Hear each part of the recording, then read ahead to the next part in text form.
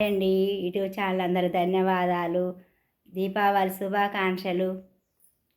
తెలంగాణ బిడ్డలందరికి కూడా తెలుగు సంప్రదాయం పద్ధతిగా మనం ఉండాలంటే సారె సీరంటే దీపావళికి నోములు ఉంటాయి. తల్లిగారు బియ్యం సారె సీరతో బియ్యం తీసుకొచ్చి పోస్తారు. మంచిగా నోముకుంటారు. అత్తగారింటికాడ నోముకుంటే అమ్మగారు వచ్చి మనకు అన్నీ వడి నింపుతుంటారు. చాలా ఆనందమే వేరుంటుంది. అది వతలు ఉన్నోళ్ళు అందరం మనం చేయలేము. ఆ నోములు అందరం పట్టలేము, పట్టితే చేయలేము. పట్టిన వాళ్ళు మాత్రం ఖచ్చితంగా మంచిగా నియమాలతో చేస్తారు.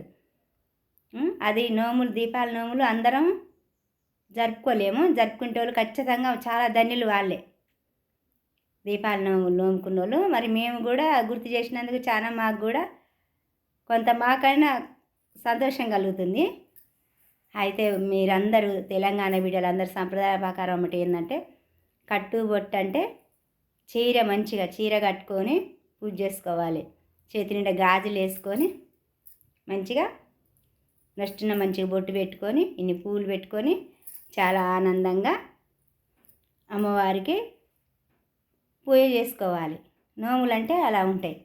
తెలుగు సంప్రదాయం అంటే దేశమంతా అందరి బిడ్డలకు కూడా చెప్తున్నా. తల్లిగారింటి కానించి సారె సీరె బియ్యము పసుపు కుంకుమ పూలు గాజులు మనకన్నీ తెచ్చి ఒడి నింపుతారు. మనకు దీపావళి నోములు అంటే ఒక గురిగి ఉంటుంది, దాంట్లోనే మనకి పట్టిస్తారు. అట్లా నోముకుంటాం అన్నమాట. అది మీ అందరికీ తెలుసు. అలా చేసుకొని మంచిగా పూజ చేసుకుంటే ఇప్పుడు ఈ నెలంతా కార్తీక మాసం పూజలు మనకి నిసి మెదలకుంటుంటుంది. చాలా సంతోషం. అందరికీ హాయ్ అండి. మీ అందరికీ ధన్యవాదాలు.